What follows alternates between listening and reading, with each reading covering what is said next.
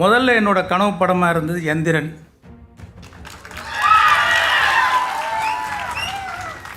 இப்போ என்னுடைய கனவு படம் Velpari.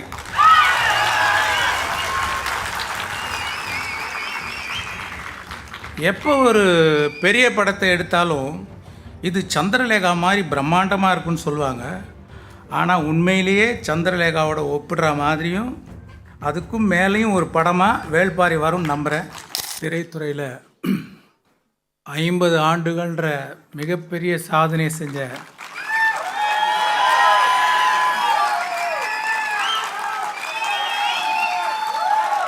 Super star Rajini sir அவர்களுக்கும், விழாநாயகன் சு வெங்கடேசன் அவர்களுக்கும், ஆனந்த விகடன் நிர்வாக ஆசிரியர் ஸ்ரீனிவாசன் அவர்களுக்கும், திரு உதயச்சந்திரன் ஐஏஎஸ் அவர்களுக்கும், ரோகிணி அவர்களுக்கும், கோபிநாத் அவர்களுக்கும், வந்திருக்கும் பெரியோர்களுக்கும், பாரியின் வாசகர்களுக்கும் அனைவருக்கும் வணக்கம். நான் இது வரைக்கும் புத்தகம் சம்மந்தப்பட்ட விழாவில் வாழ்த்துறையெல்லாம் சொன்னதில்லை. ஒரு ஃபிலிம் மேக்கராக வேள்பாரி நாவலோடு உண்டான கனெக்ஷனையும் வியந்த விஷயங்களையும் பகிர்ந்துக்கலான் இருக்கேன். விகடன் நிர்வாக ஆசிரியர் சீனிவாசன் அவங்க ஒரு தடவை என்னை சந்தித்தப்போ ஆனந்த விகடனில் வேள்பாரின்னு ஒரு நாவல் வாரம் வந்துட்டுருக்கு, அது படித்தா படம் பார்க்குற மாதிரியே இருக்குது, நீங்கள் படமாக எடுத்தால் நல்லாயிருக்கும் அப்படின்னாங்க. நான் அநேகமாக வெளியில் கதைகள்லாம் பண்ணுறது இல்லைன்றனாலையும் அது படிக்க நேரம் இல்லைன்றனாலையும் பார்க்குறேன் சார் அப்படின்னு சொல்லியிருந்தேன். அதுக்கப்புறம் பார்த்திங்கன்னா இந்த கரோனா டைமில் புத்தகங்கள்லாம் படிக்கலாம் அப்படின்னு முடிவு பண்ணப்போ ஞாபகம் வந்தது வேள்பாரி தான். சரி, இந்த வேள்பாரி புக்கை படிக்கலான்னு தேடினா எங்கேயுமே ஒரு பிரதி கூட கிடைக்கல. நான் டைரக்டர் வசந்தபாலன்ட்ட சொன்னேன். அவரும் தேடி பார்த்துட்டு அவர் டைரெக்டாக சு வெங்கடேசன் அவர்களுக்கே ஃபோன் பண்ணி, சார் எங்கேயும் கிடைக்கலன்னு அவர் வச்சுருந்த பர்சனல் பிரதியை கொடுத்து அனுப்பிச்சார். அதில் தான் நான் அந்த புக்கை நான் படித்தேன். நாவல்கள் பெரும்பாலும் உணர்வுகளாக தான் விரியும். ஆனால் வேள்பாரி உணர்வுகளோட விஷுவல்ஸும் போட்டி போட்டுக்கிட்டு விரிஞ்சுது. சூரிய ஒளி பின்னணியில் சில் அவுட்டில் அறிமுகமாகிற பாரியில் ஆரம்பித்து பிரம்மாண்டமான காக்கா விரிச்சு 4 வருஷத்துக்கு ஒரு தடவை தோன்ற ஒளிவாள், வட்டாற்று மணலில் வர்ற ஆயிரக்கணக்கான யானைப்படைன்னு காட்சிகள் விரிஞ்சிக்கிட்டே இருக்குது. பாரி கபிலருக்கு ஒரு விருந்து கொடுப்பார். விருந்து கொடுக்கும்போது இந்த 60ஆங்கோழி, அந்த பகரின்ற பறவையோடைய ஈரல், மான், இதுங்களுடைய இறைச்சியெல்லாம் வைக்கிறாங்க. அந்த இறைச்சிக்கு மேட்சிங்காக கல், அதை தேரல் சொல்கிறாங்க, அது வைக்கிறாங்க. அதுக்கு மேட்சிங்காக இசை, அதுக்கு பொருத்தமாக இப்போ மான் கறினா மான் டான்ஸு, ஒரு மான் நடனம், இப்படின்னு ரொம்ப அற்புதமான அந்த விருந்து காட்சி எனக்கு உண்மையிலே ஒரு சாங் ஓடுது பின்னாடி அது எடுக்கிறதுக்கு. இப்போ முல்லைக்கு தேர் கொடுத்தான் பாரின்ட்டு நம்ம பாரியோடைய கருணையை பற்றி நம்ம ஸ்கூலில் படிச்சிருக்கோம். இந்த நாவலில் பாருங்கள், ஒரு காலங்காத்தால் கபிலரை கூட்டிகிட்டு பாரி ரொம்ப தூரம் நடந்து போய்கிட்டே இருக்கார். ரொம்ப தூரம் வந்தாச்சு.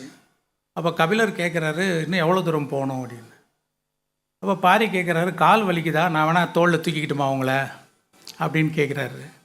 இல்லை, நம்ம தேரில் வந்திருக்கலாமே அப்படின்னு அவர் கபிலர் சொல்கிறாரு. இல்லை, இது மான்கள் இணைகிற காலம், மேட்டிங் டைம். இப்போ தேர் வந்துச்சுன்னா அந்த சத்தத்தினால அதுங்களுக்கு தொந்தரவாக இருக்கும், அதனால தான் நான் நடந்தே வரேன் அப்படின்னாரு. எப்பேற்பட்ட குணம் பாருங்கள் நீங்கள். அதே மாதிரி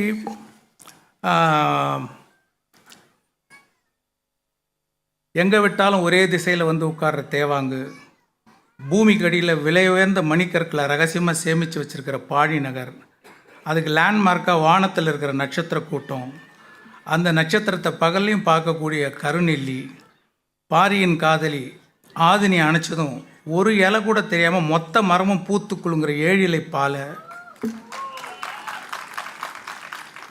காதலர்கள் பாரியும் ஆதினியும் இணைஞ்சு விடுற அந்த மூச்சில் விரிகிற நிலமுரண்டி மலர், குறிப்பிட்ட மூலிகையை சாப்பிட்டுட்டு அந்த இலைகளை சாப்பிட்டுட்டு அந்த தான் மூக்குலேருந்து அந்த நீர்த்தோல், அதை மீன் சட்டை, பாம்பு சட்டை அப்படி உரிச்சிட்டு இணையிற வெண்சாரை, ஒளி வீசும் வெண்சாரை பாம்புகள், சுண்டா பூனை, பறக்கும் பாம்புகள், ஒரே கடியில் குதிரையோட கழுத்தை துண்டாக்குற தோகை நாய்கள், மழை நீரை மட்டுமே சாப்பிட்ற குடிக்கிற சக்கரவாக பறவை, தண்ணீருக்குள்ளே எறிகிற பால் குரண்டி செடி, 2 நாட்கள் ஆனாலும் போதை குறையாத நறுமணம் வீசக்கூடிய சோமப்பூண்டு பானம், சிறகு நாவல், இரவில் ஒளிரும் ராவெரி மரம், இப்படி போயிட்டே இருக்கு லைக்கு.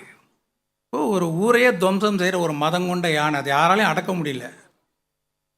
நிறைய வீரர்கள் அடக்க ட்ரை பண்ணுறாங்க, ஆனால் முடியல.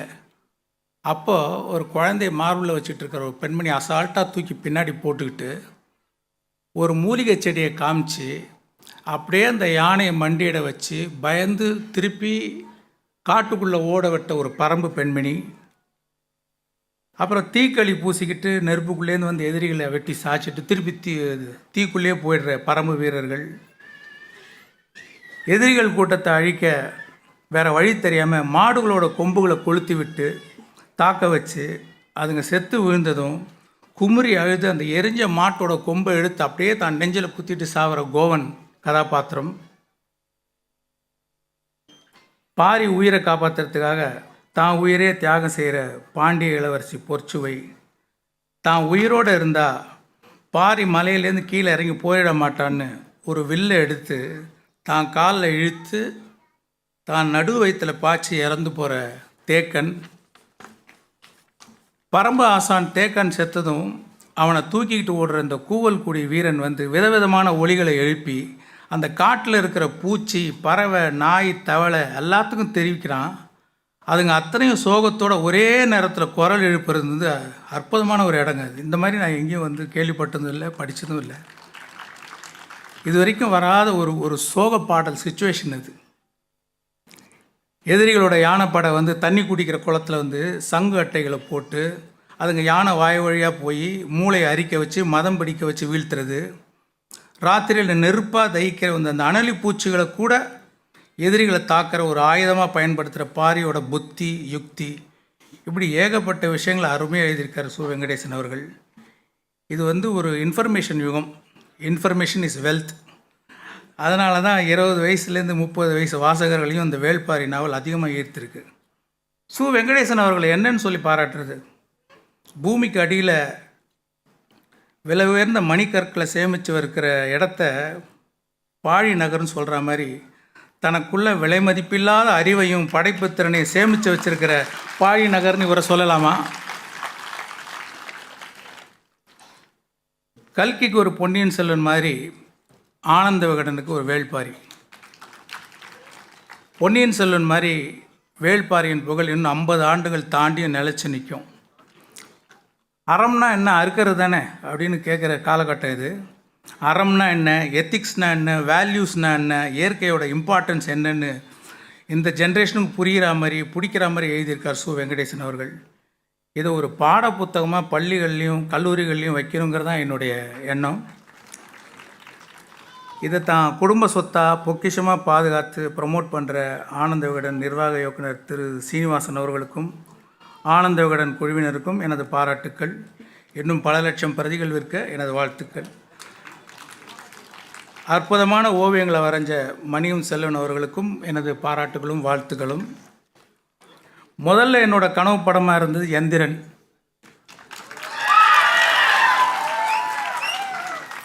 இப்போ என்னுடைய கனவு படம் வேள்பாரி.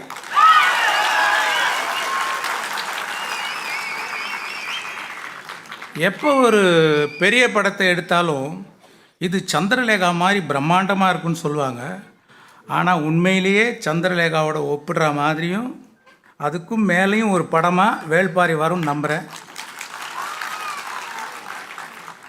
எஸ்எஸ் வாசனையா இப்போ இருந்திருந்தாங்கன்னா அவங்களே இதை ப்ரொடியூஸ் பண்ணியிருப்பாங்கன்னு நினைக்கிறேன். ஏன்னா இதில் அவ்வளோ ஸ்கோப் இருக்குது. Performance, photography, music, lyrics, dialogues, art direction, costumes, action, choreography, VFX, சவுண்ட்ஸுன்னு இன்னும் புது புது டெக்னாலஜியை அறிமுகப்படுத்தக்கூடிய கதையாக இருக்குது Velpari. Game of thrones, Avatar மாதிரி உலகம் போற்றக்கூடிய அறிவுபூர்வமான ஜனரஞ்சகமான காவியமாக ஒரு பெருமை மிக்க இந்திய படைப்பாக தமிழ் படைப்பாக வரக்கூடிய சாத்தியம் இதில் இருக்குது. Hope dream comes true. நன்றி.